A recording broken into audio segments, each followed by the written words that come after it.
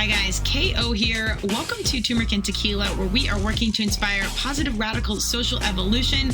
I'm so excited today. I am welcoming Ted Grant, co-founder of Viveau, and an amazing sparkling water with natural pressed juice. They are here to gracefully disrupt the sparkling water situation. I think you're going to start to see them on the Today Show and super mainstream. They're coming to America soon, so I'm hoping this is you heard it first here on Turmeric and Tequila.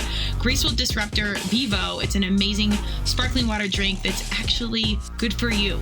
You know I'm picking my consumer packaged goods, so check out this conversation. If you're an entrepreneur, if you're looking to get into the consumer packaged goods space, there's incredible intel and passion-led business play in this conversation. So lean in. Ted, thank you for the time and energy. I can't wait to see how you guys grow and disrupt this space, and we will be watching. Have an amazing rest of the day, and be sure to watch and check out all of our YouTube videos that will be up, and like and subscribe wherever you listen to podcasts. Cheers. Welcome to Turmeric and Tequila with your host, Kristen Olson. Questioning a better way, one gracefully disruptive conversation at a time. Welcome to Turmeric and Tequila.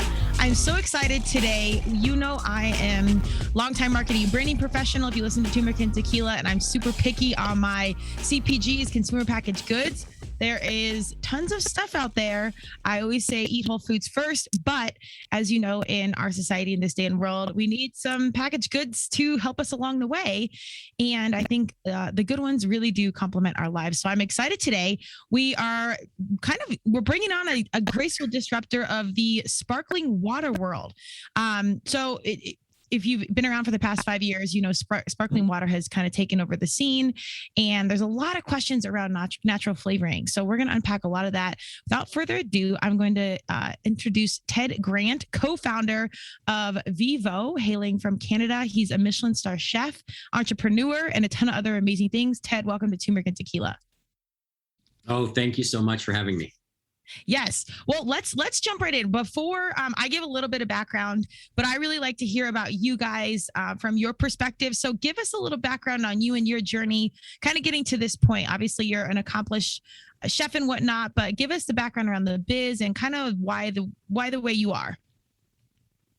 Totally. So the great majority of my life has been about sourcing real ingredients and making incredible food from those real ingredients. Dates back to my grandfather being a farmer, my grandmother on my mother's side being an incredible cook, and learning and growing up appreciating real food, real flavors, and knowing where things came from. So the most important thing for me as I've gone along my journey, even as a college student, I didn't eat hot dogs and chunky soup. I actually, really spent time making meals. The whole time of my 20s and 30s, I've been really focused on just inspiring that real food movement, whether it's in a professional kitchen, whether it's in post-secondary education where I was for a long time, whether it's just in my kitchen with my kids. I think it's really important that people look to source real ingredients, because those are the ingredients we've trusted for centuries. And now we have this. Okay. Yeah, thank you. And now we have this retail landscape that is just so cluttered with thousands and thousands of products. And we all know that trust, transparency, and honesty, those are the kind of core values of consumer packaged good companies that we challenge and we question as consumers. And so for me, following with the alignment of that real food movement and really following, that path of mine from when I was a young kid to where I am now, I wanted to be one of the first to really get a consumer packaged good out, that the focus was all about truth and transparency and trust. The focus was on sourcing, story, and the procuring of real ingredients. And so with the category of sparkling water being so cluttered and so saturated with the same thing, which is usually tap water and natural flavors, I thought there must be a way to bring a real food movement to sparkling water. There must be a way to capture what a fruit should really taste like in a can without all the added sugar, without all the calories, and without compromising by using something fake.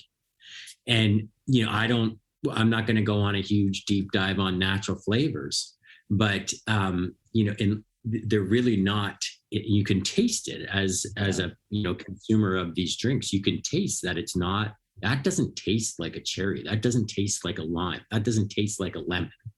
Mm-hmm. It tastes like something that is just, to me, I actually don't even understand how people consume them. It's as if they have wax in their mouth or something is, they've just, their palate has been trained to accept what isn't real in their mouth. Mm-hmm. And the finish on it. I mean, the finish of a real drink should taste like, you should say, wow, that evokes like the muscle memory of when I first picked a cherry, or when I first had grandma's strawberry pie, or when I first had some blueberry dish. It really should be about tasting something real. And as a culinary and as a former Michelin-Star chef, to me, I'll never compromise.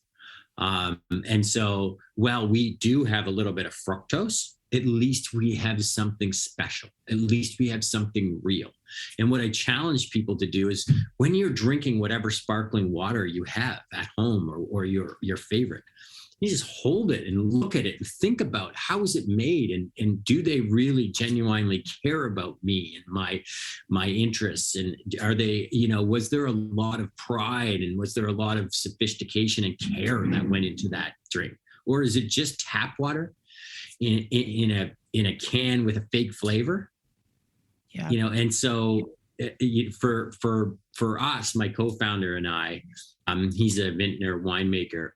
It really had to be about disrupting the category with real fruit, with real taste, and coupling that. What's so special about Viveau is coupling that with an incredible mineral water. So we have a mineral water that's loaded with magnesium, manganese, calcium, bicarbonate, and you add that to the antioxidant-rich fruits, and you've got something really great. I love all that, and I appreciate the explanation. I think you brought up a multitude of really great points. One, I really like that the passion started early, as a young human, and then even in college, coming off the farm. I wish you were in our college dorm cooking up good meals, because we were definitely eating like the chunky soups, and even stovetop to this day. I can't believe that's considered a food, but that was our specialty, like stovetop with gravy and chicken. That was like the special meal. If anybody doesn't know stovetop, it's literally a stuffing you put together, and it's like a foam. It's weird. Anyways, I like that it's kind of come full circle, and you touched on the market being saturated. Consumer packaged goods are so deeply competitive, and it's a really hard space.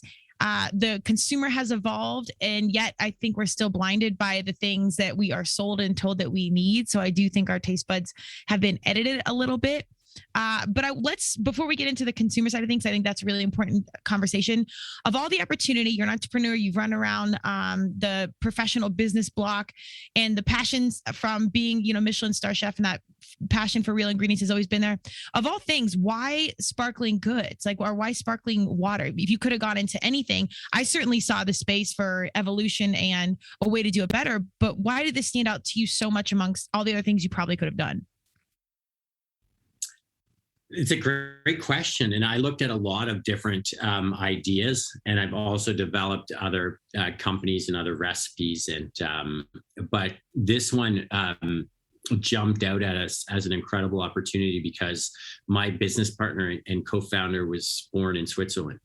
And the most popular drink in Switzerland was the Chorle, which is comprised of 50% apple cider and 50% incredible mineral water, and it's lightly sparkled. And so when I started to formulate as a food science, I have a food science background too. When I started to formulate and taste how good these products could be, I thought, and also tasting the competitive set, all of the different 0-calorie drinks, or all of the different, potentially Pellegrino products or whatever, I thought, wow, there is a real opportunity to bring this competitive set something real. Everybody's doing the same thing. It's either juice from concentrate, or it's fake flavor. And, there had to be an opportunity to break through with something gastronomy focused, with something real. Yeah. And so that was what really laid the groundwork and the foundation for why we would move in this direction. It was the popularity of the drink in Europe, coupled with the fact that there's nothing like it in North America. Right. And then to build on what is becoming so meaningful and so important to people, and that is, where does it come from? How do I trust the brand, the truth, the transparency, the honesty? To build on that. So to be able to explain to them, come and poke holes in us, come and find a flaw. We want you to, because we work closely with our farmers. We pick our fruit. We don't, boil old bruised fruit. We ethically source. We have this incredible mineral water source that we'd love for you to come and walk with us and see how pristine and how perfect this is in a rural Canadian environment. Like there's something that, has captivated people, and certainly something that, made us gravitate to this competitive set, saying, not even is this an opportunity to build something that, can be wildly successful. Not only is this an opportunity to build something that might be worth something one day. That really wasn't the goal. And I know lots of entrepreneurs will say, oh, he can't be telling the truth. It is the truth, because my passion has always been to bring real food to people, to work with farmers, to create memorable experiences for people through food. And so what a great opportunity to do it through beverage. Yeah, it's amazing. And I think your partner was right on time, given his background, because I think you do need some of those logistics alongside the passion piece to survive, even getting a product off the ground. If you ever walk the halls of Expo West or some of these major shows, I mean, it's just, the competition is unbelievable. It's like if you're an athlete and you're going to warm up for the Olympics and there's thousands of athletes around you and you realize this is the top 1%. I mean, it's pretty remarkable. So I really give hats off to anyone jumping into the consumer packaged goods space, because nowadays, as you said, it's really got to be passion based. It can't just be investors being like, okay, well, our margins are, X%. This looks like a good business deal. And you're completely disconnected from the cause. It doesn't work like that anymore. And how you so eloquently highlighted, the consumer has evolved, and especially our young humans, they can dig into the minutia. And if the brand isn't from the heart space and the brand isn't humanized, meaning you share your story, you share your why, you share your passion, our young kiddos will dig on to TikTok or YouTube and be like, oh, here's the dude that started it. Here's where he's from. Here's his actual ethos and resume. This is why. And you know what? I might have $10 for lunch and I'll spend $6 of it on an organic green shake or whatever, because I know this guy or this woman and what they're doing. And I want to I'm a conscious consumer. And that's so different, I think, than the generation we probably grew up with, but there's still a major gap of companies doing things their traditional way they've done it the past 100 years, and the consumer has not changed. So when I started to read into your guys' story and what you guys were doing, I was so excited. I'm like, these guys get it. Like they're consumers of their own things, which, as funny as that sounds, I think a lot of these big brands still don't consume their own products. And you're in the journey and hustling it as we all are. Yeah. I mean, I know lots of people who work for the big brands that sell in the sparkling water space, and they'd never drink their product. And, my fridge is loaded with it. And of course, I have to tell my children or the neighborhood children or whatever, that look, let's slow down here. Too much of a good thing. Yeah. Let's have a couple a day. Like, let's just take it easy here.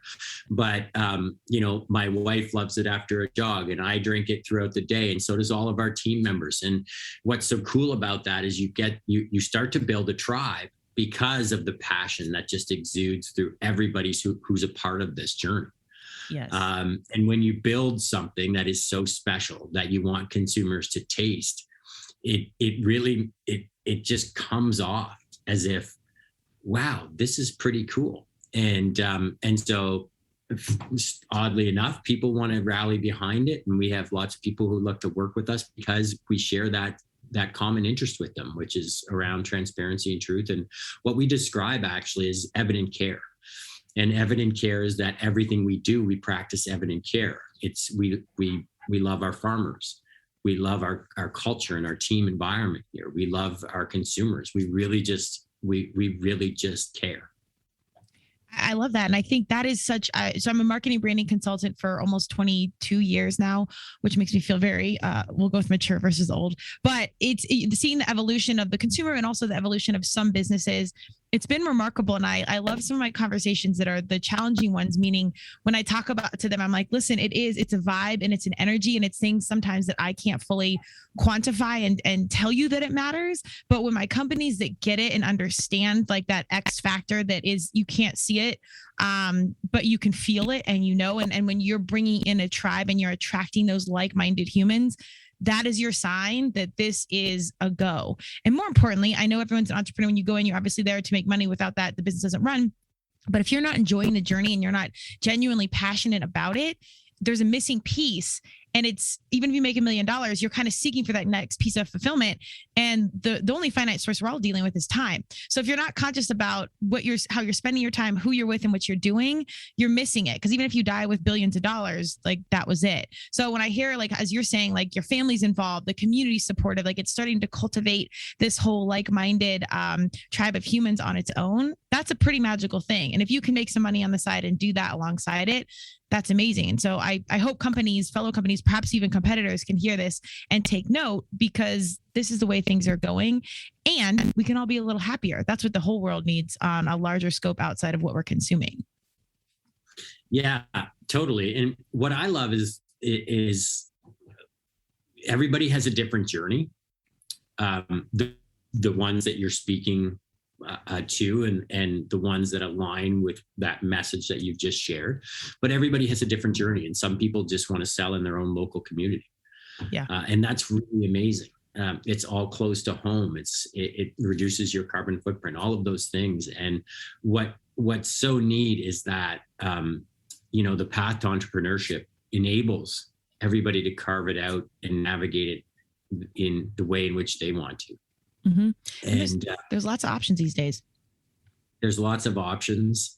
There is tremendous support for entrepreneurs who are doing it right, who are supporting local, and who are sharing that message of collaboration and evident care, and those who really make it about a whole community story, which we have at Viveau. There was times when we first created, we would create the first batch of Viveau and it would be loaded into my Honda Pilot, and I'd be carting more glass and that, bottles around than the, authorities would probably want me to, or that the car could even handle. And, they're being unloaded into your garage or your basement, or they're being transported to local stores. And, there were weekends where my kids would set up a Viveau, stand, kind of like a lemonade stand. And, you chip away at it. And it's one by one, it's day by day. And you can't think that you can build something super special, overnight. It takes a long time. And, it requires that, you're very devoted and very committed.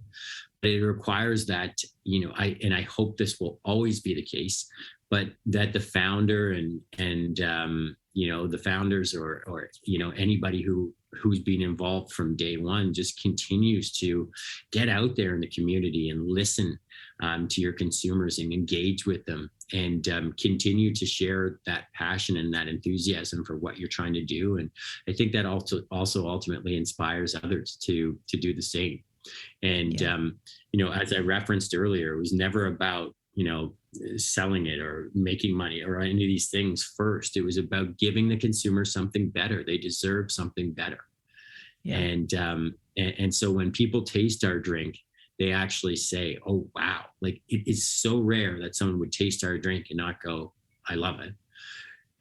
And I don't say that like with a tap on my shoulder or pat on my back, sorry, but it's about, oh, wow, I can't believe something like this exists. I've been thinking that something like this might be able to be produced at one point. I've been a sparkling water drinker my whole life. And I don't like that it's overcarbonated. Viveau doesn't do that.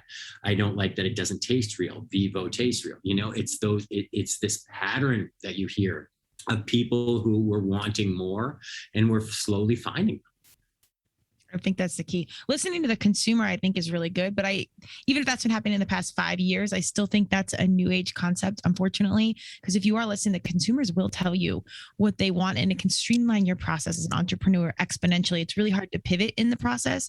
But on the flip side of that, when you're kind of in like the guerrilla marketing and you're doing it all yourself in that grassroots phase, I think sometimes when you have like venture capitalists or a bunch of money to skip over it, you really miss some key intel of where we need to shift early on, and it can cost you once you're in it, or people get so stuck and they're like, no, we're going to keep doing this way, and then it just eventually doesn't work because the intel was in the beginning, you skipped right over it. So I think those beginning processes and really like experiencing that initial hustle and being on the ground level is so critical, because that's usually, I think, when you really need to make those big pivots or evolutions, and you can make it happen when you're still small and listening directly to the consumer that's right there.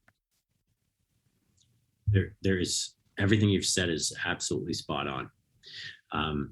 There's nothing like hearing the direct feedback, and whether it's a small sample size or you're getting into quantitative feedback, it's the way to build the brand. I've said from day one that this brand will be built by listening. And by guiding the entire process with our ear and learning from those who have come before us, learning from those who have done it right, and just absorbing, embracing, and being a sponge for all of that knowledge and wisdom, and applying whatever is best practice for us moving forward in order to provide consumers with this great product and get it into more hands and get more people tasting it. And so, yeah, the results are all about, our results are all about listening. Critical words of advice right there. I think not even as business skills or entrepreneurs, but life skills. That's words of gold. I want to talk a little bit about sustainability, because as a startup, money is tight, resources are tight, and you're wearing so many hats. To do things the right way, sustainability specific as far as farmers and taking extra time to pick the fruit. Chipotle, I think, was a good example that did it really early, did it well early on with sourcing grass-fed beef, and it cost them exponentially initially. Obviously, they're the mega giant that they are now. But how did you guys really find the mindset and the resources to really lean into sustainability, and highlight a little bit why that's so important to you, and why you guys are going to maintain that throughout? It was all about our farming community. Farmers works tirelessly. They work so hard to create these incredible products, commodities, and people I don't think make a connection when they buy it at a supermarket. They just see piles of apples and piles of oranges and things, and they don't know where it comes from usually, and they don't make that. There's no association or connection to just how hard it is. And unblemished fruit often doesn't make it to, blemished fruit, unblemished fruit all makes it to the store. Blemished fruit doesn't always make it to the store. And so there's an opportunity for value add agriculture. There's an opportunity for waste stream reduction. And, companies like ours who really start from the beginning, building those instrumental kind of relationships with the farmers,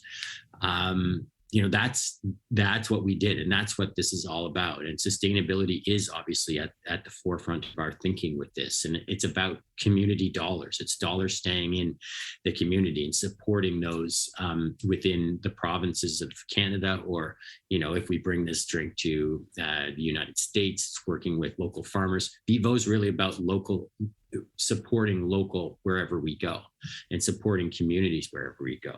And so you think about you come back to the competitive set, and all of those drinks are just fake flavor and tap water. Well, what is that doing for the community, other than hiring a few people at a big plant or at a head office? Where our sourcing story touches the footprint, the fabric of this, of the many provinces of Canada. And, it makes a significant difference in people's lives. And we've actually now just joined the circular economy, because when we press our fruits, our pomace now goes it feeds black flies. It goes into pet food. We're developing a couple of recipes for it. So it's exciting. We're a no waste company now. And so sustainability is so important. And then an achievement that we had this year out of Colorado is the Clean Label Project. And so we're the first sparkling water in North America that has been given the Clean Label certification, which means that we're pesticide free, heavy metal toxin free, plasticide free. And we have to have a certain antioxidant value to contribute to that certification too. So this is very important to us. Climate change is real, and it's very important that we're doing everything we can for the earth and for the generations that are going to come behind us. And so also on the sustainability platform, it's about paying farmers a fair price. It's about taking less margin, like you addressed at the beginning. There are many inspiring entrepreneurs. Caitlin Smith of Simple Mills, she doesn't use natural flavors ever because she just doesn't want to pass that on to her consumers or her family or anyone. She doesn't want anybody eating or drinking natural flavors. And so, and she talks about how she takes less margin. And all of us, I mean, Viveau could use concentrate and we could flavor things with natural flavors, or we could put added sugar in or whatever to make things cheaper. But that's not what it's about. That's not what the story's about. It's about a whole community coming together to collaborate on this real food movement and everybody winning as a result. Yes.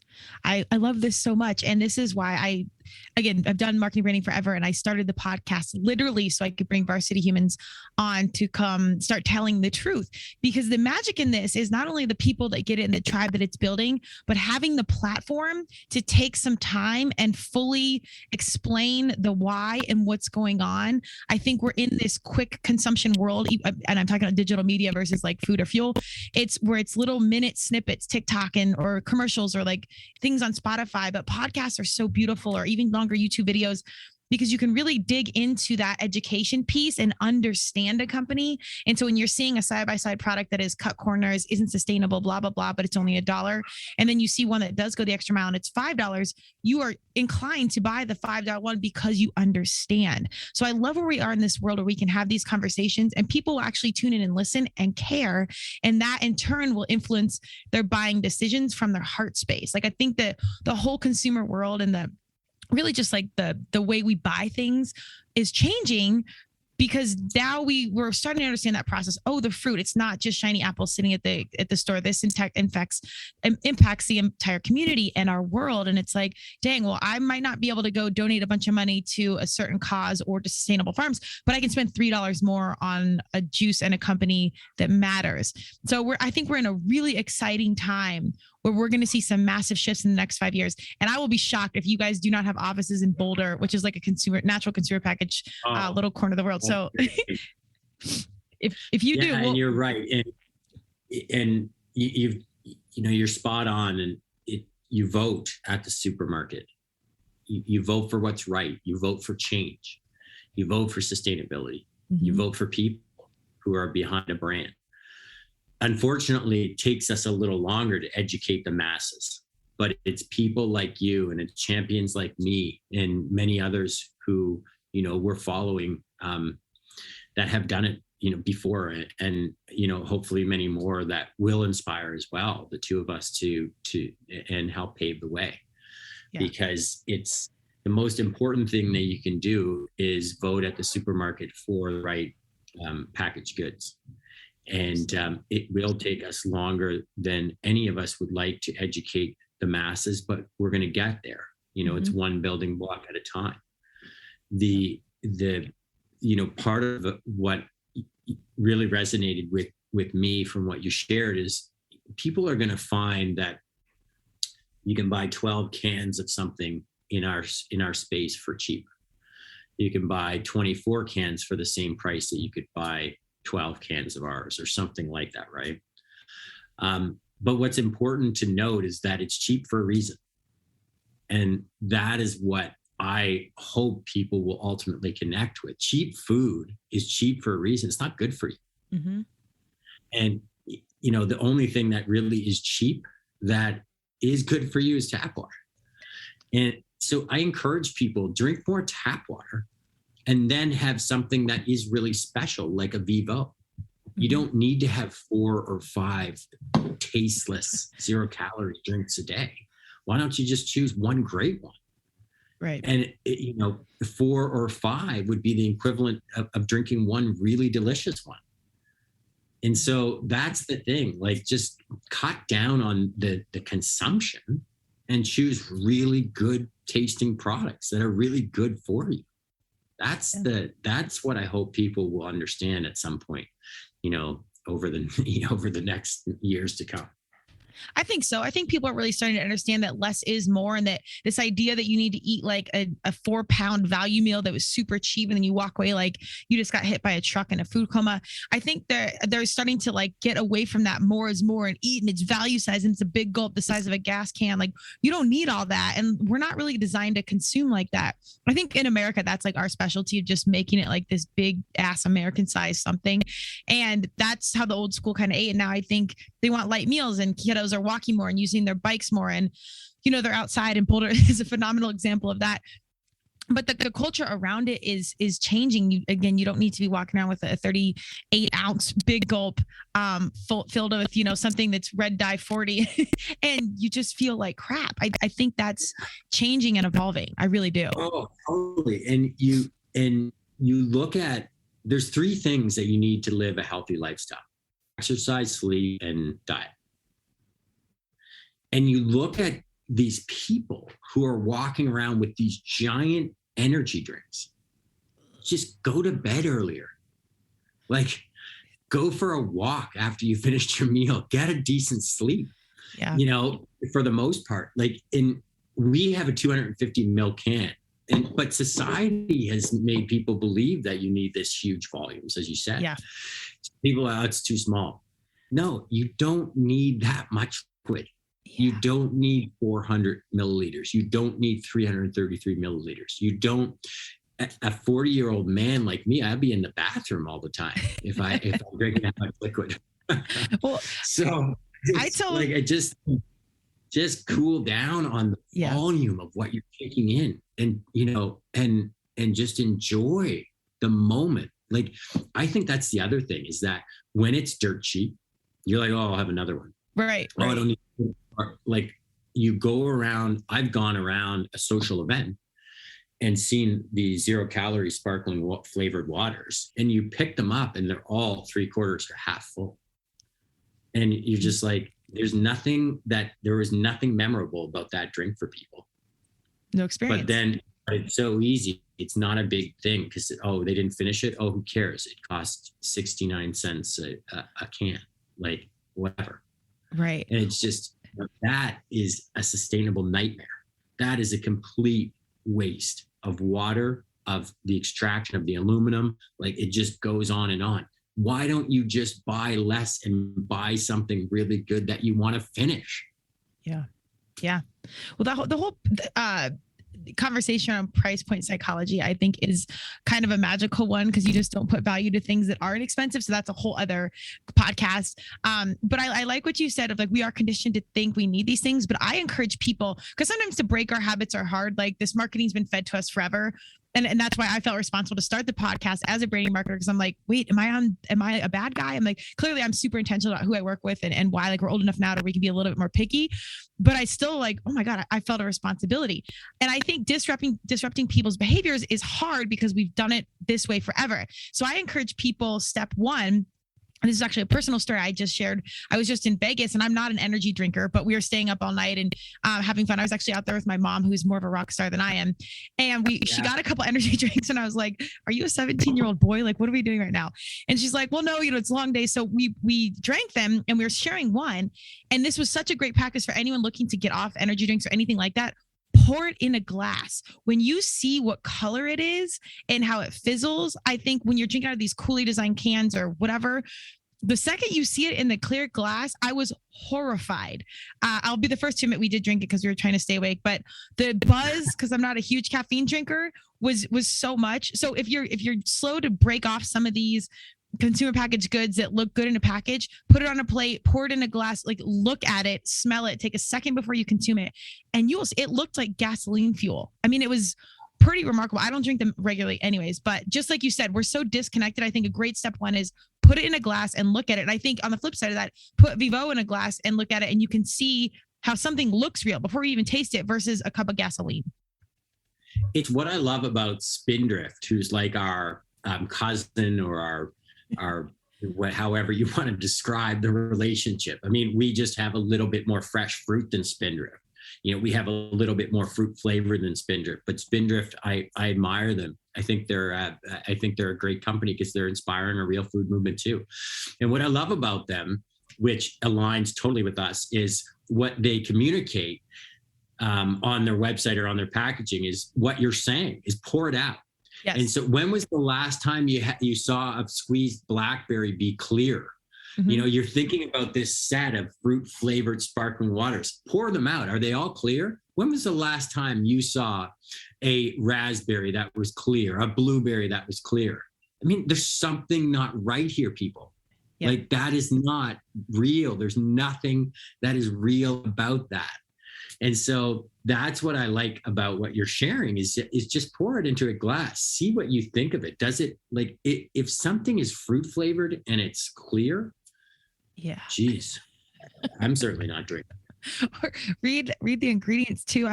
I'm not a big, like, I don't eat chips I do eat some. I actually do like chips, and Boulder has some phenomenal options. But I was reading Doritos the other day. I was at a picnic. I was super into labels and stuff back in the day, and chips are phenomenal. But if you really look at, I was reading Doritos, and it's been a minute because, again, I don't eat them regularly. It was high fructose corn syrup, red dye 40, like even things I know that are in consumer packaged goods were in chips. Like, it was stuff, canola oil, and like all these things. I'm like, holy crap. Autolyzed yeast extract, which is MSG. They just changed the name on things. Yeah, like I think you're a good reader label. I'll be the first to say a Dorito tastes great. Sure. I grew up having Doritos. I don't eat Doritos anymore because of the ingredient list. Yeah. But I do like chips. But this is the whole message that I think you and I also try to communicate is it's okay to indulge. It's okay to have some of those things in your life. Tequila. Yes. Yeah. It's some tequila. My wife's a big tequila lover. Actually, apple, Viveau, and tequila is incredible. But I love it. It's okay to have these things in your life, but just remember that you also need to exercise and you need to sleep well, and that balance enables you to be your best self. Yes. This is why we're here, turmeric and tequila. It's got to be all things. And I actually think going too far of one thing, like you said, there's too much of a good thing. You don't need to have 50 pounds of tequila. You don't need to have 50 ounces, 50 pounds of turmeric, 10,000 Vivos. Like, it's got to be a balanced approach in all things. And if you eat Doritos once in a while, no big deal. But I think just get back to reading the labels and understanding what you're consuming and see if you still care. And if it bothers you, I think 9 times out of 10, if you read it and you really understand what it is, you'll probably be like, yeah, I have a couple, but I don't care that much. You either pay up front where it's more expensive, but it's healthier and you're paying less in your health insurance and you're enjoying your life, or you pay less for the food up front. It's cheap. And then you're going to the doctor all the time because you don't feel good or you're tired or whatever. So to me, the payoff is kind of the same. You might as well make the right decision up front. But that being said, you can enjoy yourself a little bit too. Yeah, absolutely. I just love the TNT name. It's just it's such a perfect, mention of balance. Like, it's awesome. Yeah. Well, longtime athlete, we had to find, like, you can only be so dialed in nutrition and training and strategy. And then it's like, I just need to have a cup of tequila, go to bed early, chill, like, and find it out. It's kind of a perfect segue. I really did want to ask, and you already kind of mentioned it, but have you guys crafted some cocktails around these phenomenal drinks? Because a good mixer with a good spirit is a magical thing. For a long time, we tried to fight it, and we thought, okay, but we're for kids, we're for senior, we're for everybody, because it is really the drink that the whole family enjoys, and it, from the age of 2 or 3 to my wife's grandfather's 104 this October. Wow! He chugs the blueberry.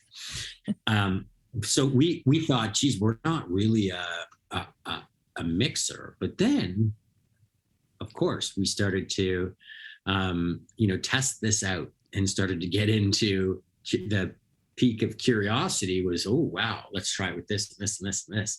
And it just started to taste so good. And so then we got approached by Tito's Vodka on a partnership. And of course, that's one you can't turn down, because Tito's is awesome. The whole staff, the whole story, Tito's story, amazing. And so it aligned really well. And so you mix Tito's with any one of ours and they're amazing. But also, we love the Rocks Tequila. We love that Ryan Reynolds Aviation Gin. All the big names, put them out there. Yes. Yeah, I shouldn't plug all the big ones because I do love the local spirit companies too. But you mix it with bourbon. It really, there's so many special ways to mix it. And we didn't necessarily want to be looped in with Fever Tree. But there are grocers across this country that put us right next to Fever Tree because they know what an awesome mix we are. But we also want to encourage people that, that's the great thing about it, is that there's so much versatility with this drink. It is an incredible hydrator after you work out. It's great to put in a kid's lunch. It is absolutely, fantastic as a pick me up in the afternoon. And, and then you're going to throw it into a cocktail. Like it really has a tremendous amount of diversity. And that's what's, another point that's so exciting. So I'm glad you brought that up. Yeah, well, I think, people, because I do, as a marketing professional, you do have to separate youthful initiatives from, plus 21. And even with turmeric and tequila, something will get blocked from some things because it says tequila, and I get it. That being said, I think as conscious consumers or parents or whatever, you can understand that it's like, yes, we drink this and it's healthy, and we use it as a craft cocktail. And, it's, there can be ideologies there that are expanded and understood without our traditional mindset of like, we got to separate it, and we're not promoting alcohol to kids. And that's not the case. And kind of like you said earlier, when it's craft and it's good, you drink less. Well, if you're having, a tequila soda and it's a crappy tequila and a crappy soda, which I would never do, but you might have 5. This one, when it's a craft cocktail and it's $12 to $15, you might have 2, or you might have 1, and you enjoy it and enjoy the experience. And it's not about, getting super buzzed. It's about enjoying the craft situation that's there. So there's like a whole mindset, I think, around the alcohol and party take that takes it to a new level when it's a really expensive quality situation. And a lot of drinkers, like a lot of athletes are drinkers, and it's not about 52 beers or, 100 calorie Michelob Ultra so I can drink 10 of them. It's like 2 cocktails that I can drink post race or enjoy it. Like those are some of your drinking audience. They're athletes and they're fitness humans. Yeah. They're out here doing stuff. And the other thing is that we're finding a tribe of people that don't drink alcohol at all and want something more special in a social setting. Mocktails. Yes. You want to do a champagne toast. What better drink than to put a nice glass of Viveau into a champagne to enjoy with all of the people who are having a real glass of bubbly, like a real glass of champagne. You feel just as special. You feel like the circumstance is right. You take some of the other fake flavored sparkling waters and you'd be like, well, geez, I don't feel like I'm a part of this. Like it just, this isn't special. Right. And so that's Viveau just creates that, that opportunity to feel special. And we've had non-alcoholic weddings and there's been so many opportunities for us to be involved in that whole, mocktail, non-alcoholic community too. And and so, to complement that with the whole alcohol side, it's the perfect drink for, any occasion.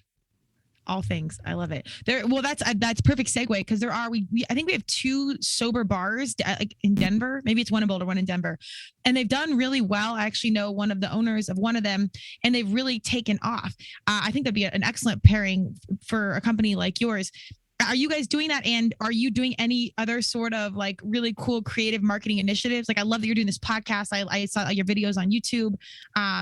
Are there strategic partnerships that are creative or creative initiatives that you're doing since you've been in the industry so long and you're kind of mixing it up? Yeah, I mean, we're starting to see that the food service industry is really gravitating to the product. Hotels, they want it at check-in. They want it for, to put it in rooms to make people feel welcome and special. We're seeing hospitals gravitating to it because they want something that's better for you. That they can rally behind the sourcing. We're seeing cafes come on in droves, like just tons of cafes. Because when you go to a cafe, those who aren't coffee drinkers or specialty tea drinkers, they want something really cool. They don't want just mainstream, blah. And so we're seeing a lot of that stuff happening, strategic partnerships that are really being unlocked because of the quality of what we're doing. And again, because of the story. As far as marketing initiatives go, our team I'm so fortunate. We have such an incredible team of marketers led by Tammy Hazen, who has tremendous experience in the consumer packaged good industry. And they're disruptors. They're trying to, they're creating opportunities in which we can disrupt and we can be a little bit radical, to show people that we're doing it differently. And, that, we have a stance and we have a position that we feel real food needs to have a spotlight on it and needs to be showcased and needs to be highlighted. And the fact that we're a 2-ingredient beverage and 2 ingredients that and that you can trust and where they come from, that unlocks all sorts of opportunities, and that creates some very simple, marketing opportunities. I love it. I think all of that really does start from that energy and that passion and that initial just open-mindedness and way to be transparent. And a shout out to Tammy, because that's how Ted and I actually crossed paths. And Tammy and I crossed paths probably 10, 15 years ago. And I loved her as a mission-driven human then. And I think I saw her post about you guys, and that's how we crossed paths, or I initiated this conversation. So it was really cool to see that. Yeah, 15 years ago, I'm like, I think this human really gets it. And I love where she's going, what she's leading. So to see this come full circle, it's kind of like you have your energy from the get-go, your tribe of humans builds, and it never really changes. It only gets bigger. So this is kind of an exciting full circle connection and seeing the industry grow from my perspective. So I'm deeply grateful to see, a small spark of light grow into like this big glow of a whole company and now disrupting a major sparkling water space. It's a big deal. Yeah, well, thank you. And Tammy's contribution is, really is unparalleled, and she's going to be a big part of us moving into the United States market, which of course is very relevant to your listeners. I remember I first shared this drink about 1.5 years ago with one of your fellow Boulder or Colorado citizens, and Todd Wollison, who's connected to the Clean Label Project. And Todd absolutely adored the drink.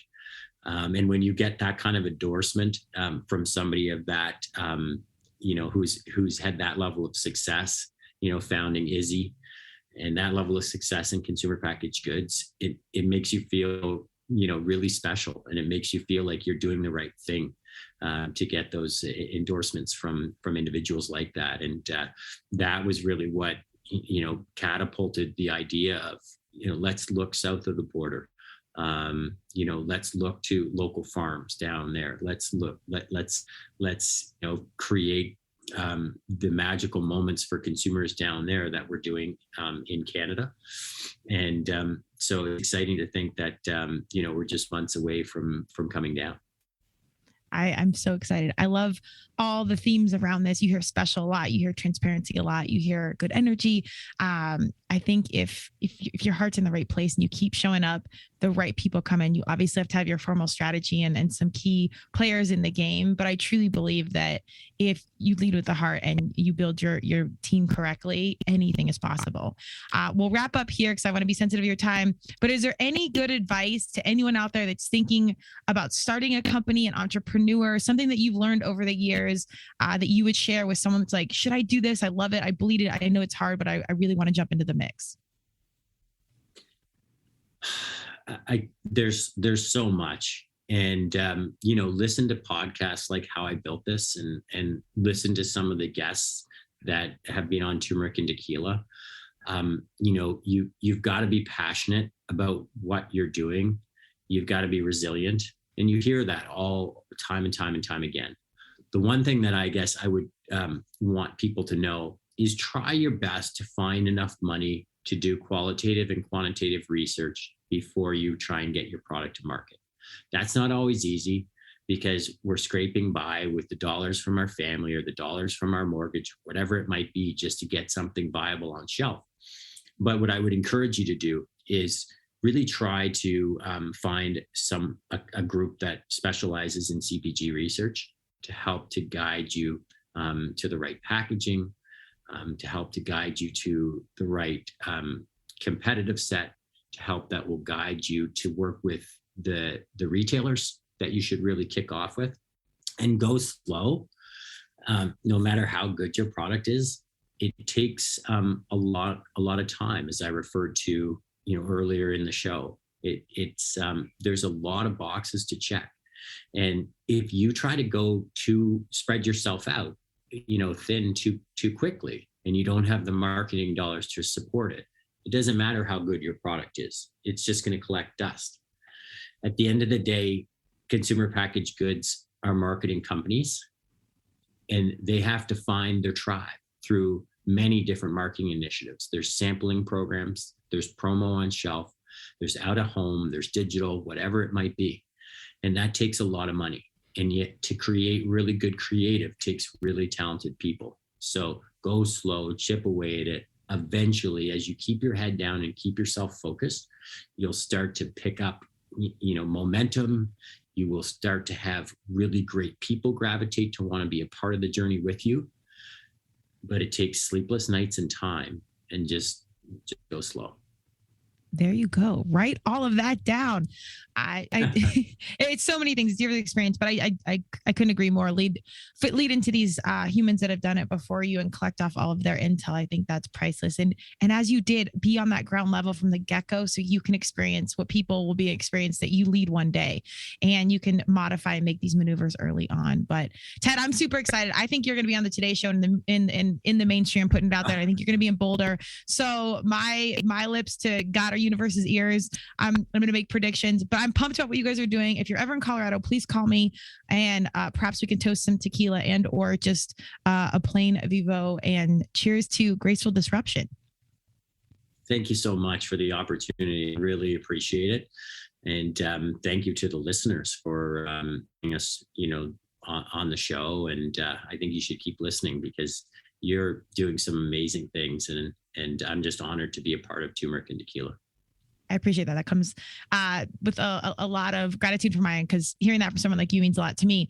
Where can we find you guys? Instagram handles, websites? I'll, of course, label it out, so but if you're listening. At Drink Viveau.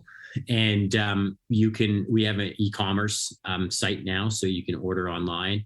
If you're listening in Canada, there's really not a supermarket that you can go into that you won't find us, but there is a where to buy page on our website, drinkviveau.com.